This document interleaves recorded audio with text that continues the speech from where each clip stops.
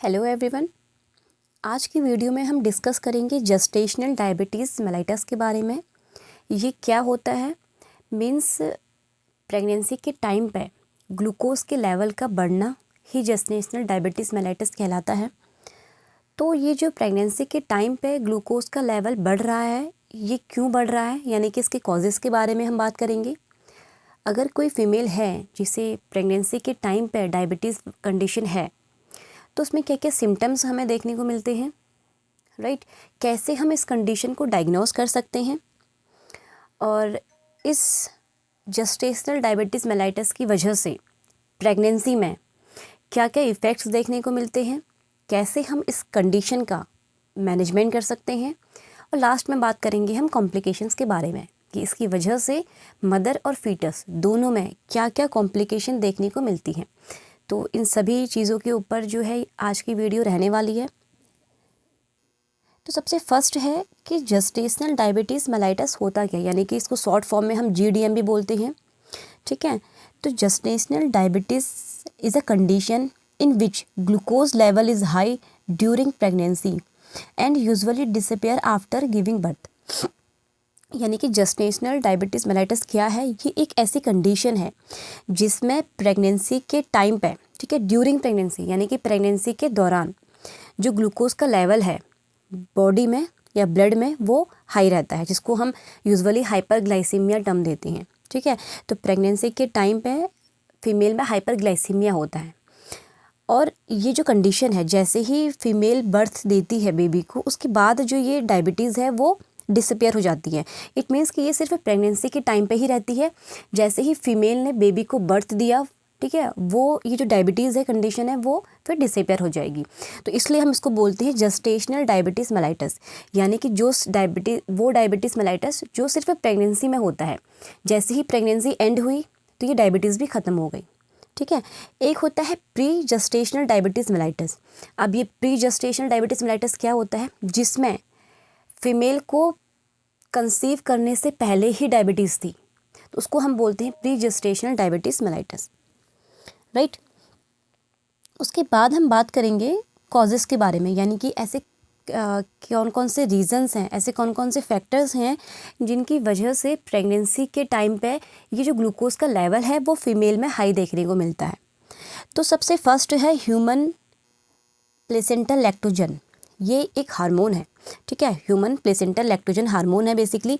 ये कहाँ से सिक्रीट होता है? ये हमारे प्लेसेंटा से सिक्रीट होता है। यूजुअली जो ये ह्यूमन प्लेसेंटल लैक्टोजन हार्मोन है, इसका क्या काम होता है? ये मैटरनल जो कार्बोहाइड्रेट होती हैं, ठीक है, जो कार्बोहाइड्रेट होती हैं उसका मेटाबॉलिज्म करना, राइट, और इंसुलिन का प्रॉपर यूज़ करवाना प्रेगनेंसी के टाइम पे, ठीक।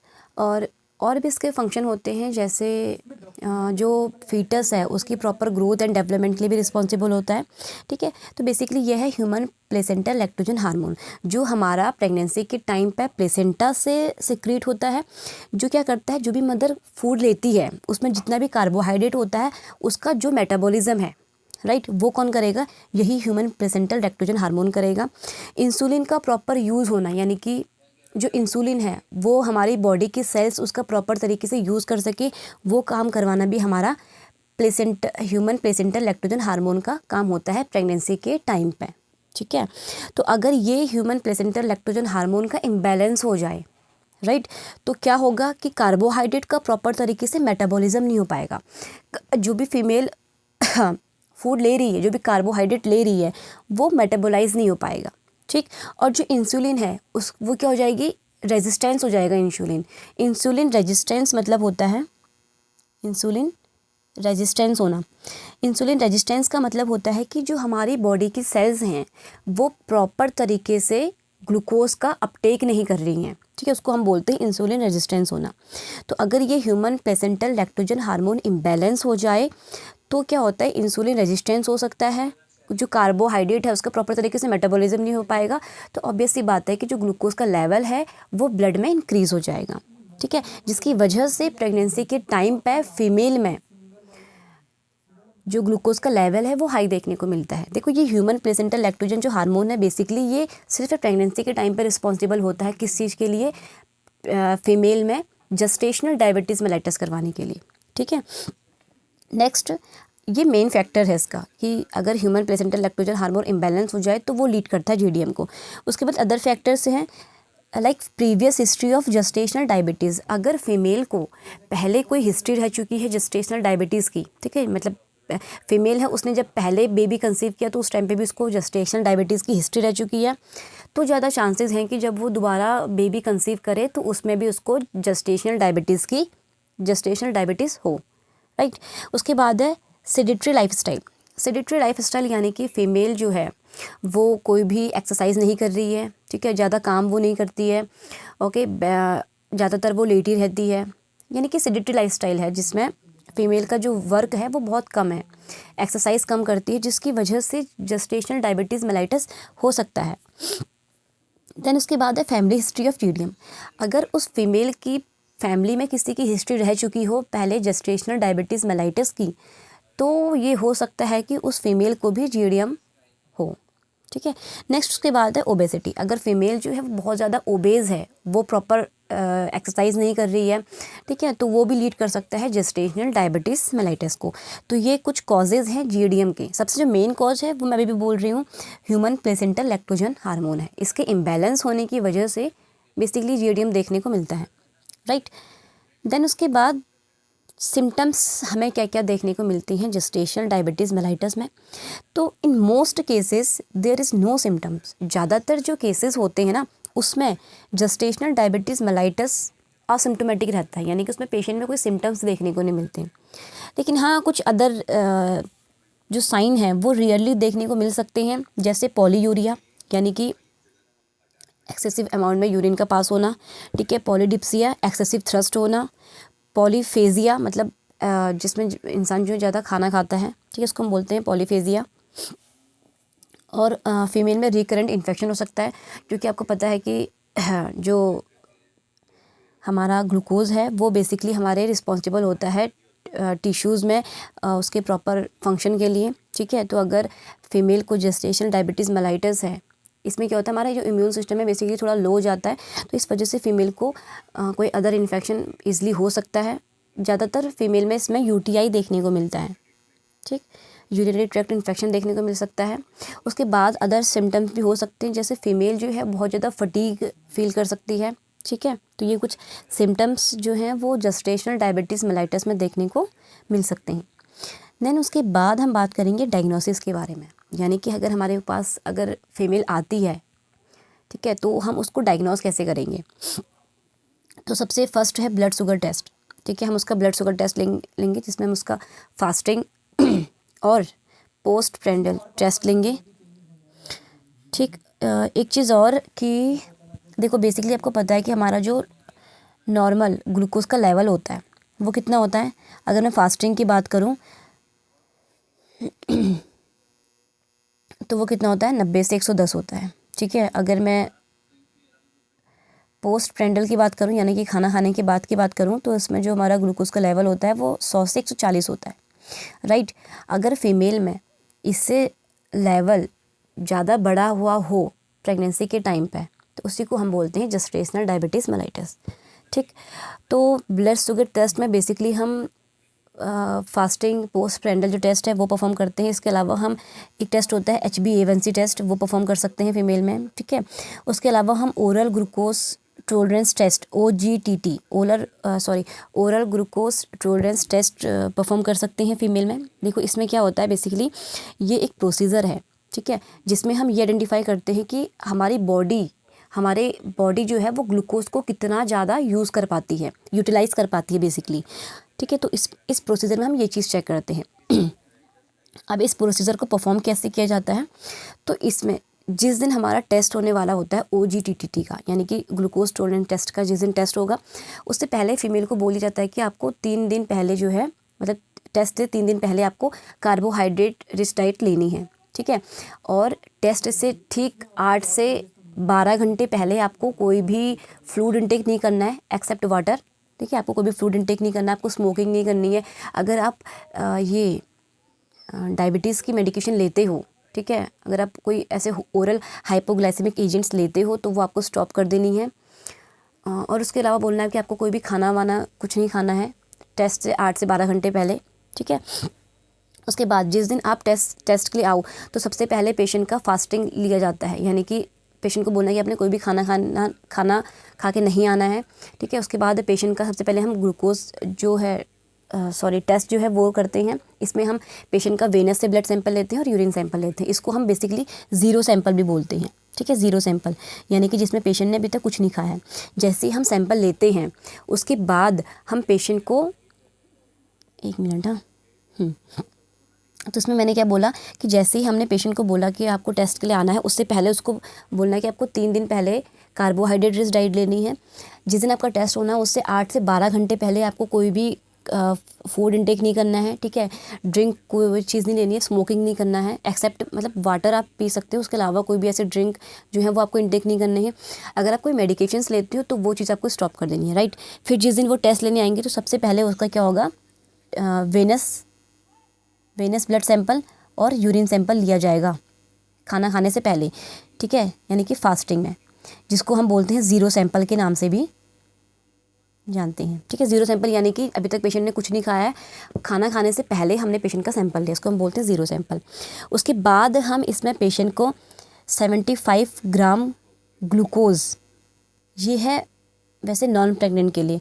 अगर मैं प्रेग्नेंट फीमेल की बात करूं तो उसमें अराउंड 100 ग्राम था, शायद, कंफर्म नहीं हूँ मैं, शायद 100 ग्राम ग्लूकोज जो है वो पेशेंट को हम बोलते हैं कि आपको 300 ml वाटर में डिज़ोल्व करके पीना है। 300 ml वाटर में आपको जो है वो 75 ग्राम ग्लूकोज या फिर अराउंड 100 ग्राम ग्लूकोज जो है आपको डिज़ोल्व करके पीना है, ठीक है। जैसे ही फीमेल पीती हैं उसके बाद हमने फीमेल का हर 30 मिनट के इंटरवल में उसका टेस्ट करना है, ठीक है। यानी कि इससे पता चलेगा हमें पेशेंट में कि जो ग्लूकोज पेशेंट ने इंटेक किया है तो बॉडी उसको प्रॉपर तरीके से यूटिलाइज़ कर पा रही है या नहीं कर पा रही है, ठीक।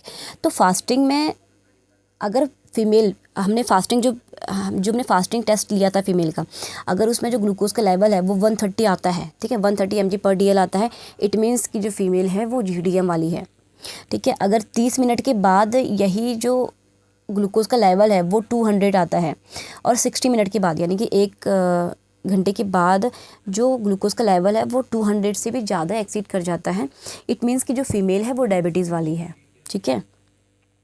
तो इस तरीके से परफॉर्म करता है ओरल ग्लूकोज टॉलरेंस टेस्ट, ठीक।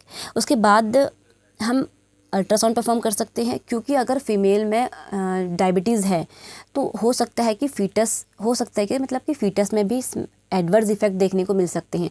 तो हम अल्ट्रासाउंड करेंगे जिसमें हम फीटस को डिटेक्ट करेंगे उसमें कोई कंजेनिटल एनोमलीज तो नहीं हो रही हैं, ठीक है, एंड फीटस की पोजीशन क्या है वो सारी चीज़ चेक करने के लिए हम अल्ट्रासाउंड परफॉर्म कर सकते हैं। NST यानी कि नॉन स्ट्रेस टेस्ट भी हम परफॉर्म कर सकते हैं। इसमें पता चलेगा कि जो बच्चा है उसकी मूवमेंट कैसी है, फीटल मूवमेंट कैसी है, उसका फीटल हार्ट साउंड कैसा है, वो सारी चीज़ें, हार्ट रेट, वो सारी चीज़ें पता चलेगी, ठीक है। तो इस तरीके से हम जेस्टेशनल डायबिटीज़ मेलाइटस को डायग्नोस कर सकते हैं, राइट। उसके बाद चलो अब पता चल गया कि हमें जो फीमेल है वो डायबिटीज़ वाली है, ठीक है। तो हम इफ़ेक्ट क्या होगा डायबिटीज़ का प्रेगनेंसी पे, यानी कि मदर में क्या इफ़ेक्ट देखने को मिलेगा और बच्चे में क्या इफ़ेक्ट देखने को मिलेगा। तो सबसे पहले अगर हम मदर की बात करें, प्रेगनेंसी के टाइम पे एबॉर्शन हो सकता है। क्यों? क्योंकि अगर जो ग्लूकोज का लेवल है, ठीक है, अगर वो ज़्यादा एक्सीड कर जाए तो इससे क्या हो सकता है, जो बच्चा है वो एबॉर्ट हो सकता है, ठीक। उसके अलावा इन्फेक्शन देखने को मिल सकता है फीमेल में, डायबिटिक रेटिनोपैथी हो सकती है। अगर जो ये ग्लूकोज का लेवल जो है अगर वो बहुत ज़्यादा एक्सीड कर जाए तो डायबिटिक रेटिनोपैथी देखने को मिल सकती है। मीन्स इसमें क्या होती है, जो हमारा आइज़ वाला पार्ट होता है, जो रेटिना वाला पार्ट होता है, वहाँ की जो ब्लड वेसल्स होती हैं वो डैमेज होने स्टार्ट हो जाती हैं। इसको हम बोलते हैं डायबिटिक रेटिनोपैथी। और पेशेंट में डायबिटिक न्यूरोपैथी होने लग जाती है, यानी कि जो नर्व हैं ठीक है, जो नर्व हैं वो डैमेज होने लग जाती हैं। इसी को हम बोलते हैं डायबिटिक न्यूरोपैथी, यानी कि जो डायबिटीज़ की वजह से नर्व डैमेज होने को ही हम बोलते हैं डायबिटिक न्यूरोपैथी। फीमेल में कीटो एसिडोसिस होने स्टार्ट हो जाएगी। क्यों? क्योंकि देखो, फीमेल जो है वो खाना तो ले रही है, लेकिन बॉडी की सेल्स ग्लूकोज का यूज़ नहीं कर पा रही हैं। अब सेल्स यूज़ नहीं कर पा रही हैं तो जो बॉडी की सेल्स हैं उनको तो एनर्जी चाहिए, ठीक है। तो वो क्या करेंगी, जो बॉडी में स्टोर्ड फैट है उसका ब्रेक डाउन करना स्टार्ट कर देंगी, ठीक, जिसकी वजह से क्या होगा, फीमेल में कीटो एसिडोसिस वाली कंडीशन देखने को मिल सकती हैं, राइट। और पॉलीहाइड्रोमिनोज होगा। पॉलीहाइड्रोमिनोज क्यों होगा? क्योंकि फीमेल डायबिटीज़ वाली है, ठीक है। अब डायबिटीज़ मैंने क्या बोला कि ज़्यादा यूरिन पास होता है, पॉलीयूरिया होता है। फीमेल डायबिटीज़ वाली है तो वो जो डायबिटीज़ है वो बच्चे तक भी तो जाएगी ना, बच्चा भी तो हाइपरग्लाइसेमिक होगा। तो जिस वजह से क्या होगा, बच्चा हाइपरग्लाइसेमिक होगा, इट मीन्स कि बच्चा ज़्यादा यूरिन पास करेगा, और ज़्यादा यूरिन पास करेगा इसका मतलब कि जो एमनियोटिक फ्लूइड है उसका वॉल्यूम बढ़ेगा, तो पॉलीहाइड्रोमिनोज होगा, ठीक। नेक्स्ट, ये तो था प्रेगनेंसी के टाइम पे। अब लेबर के टाइम पे फीमेल में क्या क्या प्रॉब्लम देखने को मिल सकती हैं। तो सबसे फर्स्ट है प्रोलॉन्ग्ड लेबर। जो लेबर है वो प्रोलॉन्ग्ड हो जाएगा, ठीक है। शोल्डर डिस्टोशिया देखने को मिल सकता है। हो सकता है कि जो बेबी के शोल्डर्स हैं वो डिलीवरी के टाइम पर स्टक हो जाएं पेरिनियम में, तो उसको हम बोलते हैं शोल्डर डिस्टोशिया। वो हो सकता है। पेरिनियल इंजरी हो सकती है। क्यों? क्योंकि बेसिकली जो डायबिटीज़ वाला बच्चा होता है, ठीक है, मतलब डायबिटीज़ मदर का जो बच्चा होता है वो मैक्रोसोमिया वाला होता है, यानी कि लार्ज बेबी होता है। तो लार्ज बेबी होने की वजह से जो पेरिनियल इंजरी हो सकती है, जो पेरिनियम वाला एरिया है वहाँ वो इंजर्ड हो सकता है, ठीक है। Increase operative interferences. Increase operative interferences क्यों होगा? क्योंकि पेल्विस नॉर्मल है लेकिन बेबी का साइज क्या है, बड़ा है, नॉर्मल से ज़्यादा है। तो इससे क्या होगी, नॉर्मल वेजाइनल डिलीवरी कंडक्ट करवाने में प्रॉब्लम आएगी, ठीक है। तो जिसकी वजह से इंक्रीज ऑपरेटिव इंटरफ्रेंसेस हो सकते हैं, यानी कि अगर मैं नॉर्मल लैंग्वेज में बोलूँ कि सिजेरियन सेक्शन के चांसेस बढ़ सकते हैं। उसके बाद है फीटल में क्या क्या कॉम्प्लिकेशन देखने को मिलेंगी, फीटल में क्या क्या इफेक्ट देखने को मिलेंगे डायबिटीज़ की वजह से। तो फीटल मैक्रोसोमिया होगा, यानी कि जो फीटस का साइज है वो बढ़ जाएगा, लार्ज बेबी होगा। मैक्रोसोमिया मतलब कि इसमें जो फीटस का वेट है वो 4 kg या 4 kg से भी ज़्यादा होगा। नेक्स्ट उसके बाद है RDS, यानी कि respiratory distress syndrome. Respiratory distress syndrome देखने को मिल सकता है बच्चे में, ठीक। तो ये कुछ इफ़ेक्ट्स हैं डायबिटीज़ की वजह से जो प्रेगनेंसी में हो सकते हैं, देखने को मिलते हैं, ठीक। उसके बाद हम इस कंडीशन को मैनेज कैसे करेंगे। ठीक है, हमने डायग्नोस कर लिया कि जो फीमेल है वो डायबिटीज़ वाली है, ठीक। अब इसका मैनेजमेंट कैसे करेंगे। तो इसमें हम फीमेल को बोलेंगे रेगुलर एक्सरसाइज के लिए कि आप, क्योंकि हमने कारण जब हमने कॉजेज़ डिस्कस किए थे तो उसमें हमने एक फैक्टर क्या डिस्कस किया था, सेडेंटरी लाइफस्टाइल, यानी कि जो फीमेल है वो रेगुलर एक्सरसाइज परफॉर्म नहीं करती है, ठीक है। तो फीमेल को बोलेंगे कि आप रेगुलर एक्सरसाइज परफॉर्म कीजिए। फीमेल का regular monitor blood glucose check करेंगे, ठीक है। फीमेल को बोलेंगे कि आपने शुगर फ्री डाइट लेनी है, जो मीठा वाला खाना होता है वो आपको अवॉइड करना है, ठीक। लो कैलोरी डाइट, जो फीमेल है उसको एडवाइस करेंगे कि आपने लो कैलोरी डाइट लेनी है। इंसुलिन थेरेपी देंगे, क्योंकि अगर जो फीमेल है उसमें अगर इंसुलिन का लेवल, जो ग्लूकोज का लेवल है अगर वो ज़्यादा बढ़ा हुआ है तो इसमें हम पेशेंट को इंसुलिन थेरेपी दे सकते हैं। और हम ओरल हाइपोग्लाइसेमिक एजेंट्स भी दे सकते हैं, जिसमें हम मेटफॉर्मिन पेशेंट को देते हैं, ठीक है। तो इस तरीके से मैनेजमेंट हम कर सकते हैं। इसके अलावा हम इसका मैनेजमेंट एंटीनेटल, इंट्रानेटल और पोस्टनेटल के हिसाब से भी कर सकते हैं। यानी कि एंटीनेटल मैनेजमेंट, जिसमें हम पेशेंट को बोलेंगे कि आप उसमें हम पेशेंट को काउंसलिंग देंगे, ठीक है। पेशेंट को बोलेंगे कि आपको रेगुलर एक्सरसाइज करनी है, उसका ब्लड ग्लूकोज लेवल जो है मॉनिटर करेंगे। पेशेंट को बोलेंगे कि आपने कैलोरी डाइट जो है वो कम लेनी है, ठीक है, शुगर फ्री डाइट लेनी है इस चीज़ के लिए। अब इंट्रानेटल में हम क्या करेंगे, इंट्रानेटल में हम पेशेंट को जो हमारी ग्लूकोज है उसको हम लोडिंग डोज कभी नहीं देते हैं इंटरनेटल मैनेजमेंट में पेशेंट को, ठीक है। लोडिंग डोज हमने अवॉइड करनी है। इंटरनेटल मैनेजमेंट में हम बेसिकली प्रिफर करेंगे कि हम वेजाइनल डिलीवरी कंडक्ट करवाएं। अगर वेजाइनल डिलीवरी पॉसिबल नहीं है तो हम सिजेरियन सेक्शन जो है पेशेंट में परफॉर्म करेंगे। उसके बाद पोस्टनेटल में हम क्या करेंगे, हम एग्जामिन करेंगे फीटस को और एज वेल एज मदर को, कि मदर में कोई पेरिनल इंजरी तो नहीं हो रही है, फीटस में कोई इंजरी तो नहीं है, वो चीज़ों को हम एग्जामिन करेंगे, ठीक है। तो इस तरीके से हम इसका मैनेजमेंट कर सकते हैं। देन उसके बाद कॉम्प्लिकेशन क्या क्या देखने को मिल सकती हैं जेस्टेशनल डायबिटीज़ मेलाइटस में। तो सबसे पहला है कि मदर में क्या कॉम्प्लिकेशन देखने को मिलेगी, प्री एक्लेम्शिया हो सकता है फीमेल में, यानी कि फीमेल में जो ब्लड प्रेशर है वो इंक्रीज़ हो सकता है, ठीक है, 140/90 से भी ज़्यादा इंक्रीज़ हो सकता है फीमेल में, इसको हम बोलते हैं प्री एक्लेम्शिया। और इसके साथ साथ फीमेल में प्रोटीन यूरिया होगा, एडिमा देखने को मिलेगा, राइट। उसके बाद increase chances of caesarean section, जो सिजेरियन सेक्शन है उसके चांसेस जो है ज़्यादा इंक्रीज़ हो सकते हैं। क्यों? क्योंकि फीटल जो है वो मैक्रोसोमिया वाला होगा, यानी कि फीटल लार्ज बेबी साइज है, ठीक है, तो ज़्यादा चांसेस हो सकते हैं सिजेरियन सेक्शन होने के। देन उसके बाद है यूटीआई, फीमेल में यूरिनरी ट्रैक्ट इन्फेक्शन होने की ज़्यादा चांसेस हो सकते हैं। उसके बाद है पेशेंट में प्रीटर्म लेबर देखने को मिल सकता है, यानी कि जो डिलीवरी है वो टर्म से पहले भी कंडक्ट हो सकती है, ठीक। उसके बाद है फीटल में क्या क्या हमें कॉम्प्लिकेशन देखने को मिलेंगे। तो बच्चे में क्या कॉम्प्लिकेशन देखने को मिलेंगे, पहली चीज़ तो वही है कि फीटल मैक्रोसोमिया होगा, यानी कि जो बच्चा है उसका साइज 4 kg या 4 kg से भी ज़्यादा देखने को मिलेगा, ठीक है। न्यूनेटल हाइपोग्लाइसीमिया हो सकता है। अब न्यूनेटल हाइपोग्लाइसीमिया क्यों होगा, क्योंकि बच्चा जब मदर की वूम में है तो वो लगातार प्रोलॉन्ग्ड एक्सपोजर ले रहा है, किसका, हाई ग्लूकोज लेवल का, हाइपरग्लाइसीमिया से वो प्रोलॉन्ग्ड एक्सपोजर ले रहा है। जैसे ही वो डिलीवर होगा तो उसमें क्या देखने को मिलेगा, हमें हाइपोग्लाइसीमिया देखने को मिलेगा, ठीक। देन उसके बाद है आरडीएस, यानी कि बच्चे में रेस्पिरेटरी डिस्ट्रेस सिंड्रोम देखने को मिल सकता है। क्यों देखने को मिलेगा, क्योंकि अगर मदर डायबिटीज़ वाली होगी, ठीक है, अगर मदर क्या होगी, डायबिटीज़ वाली होगी, इट मीन्स कि जो बच्चा है उसमें भी हाइपरग्लाइसीमिया देखने को मिलेगा। तो इसमें क्या होता है, बेसिकली जो हमारा कोर्टिसोल हार्मोन होता है वो सप्रेस हो जाता है।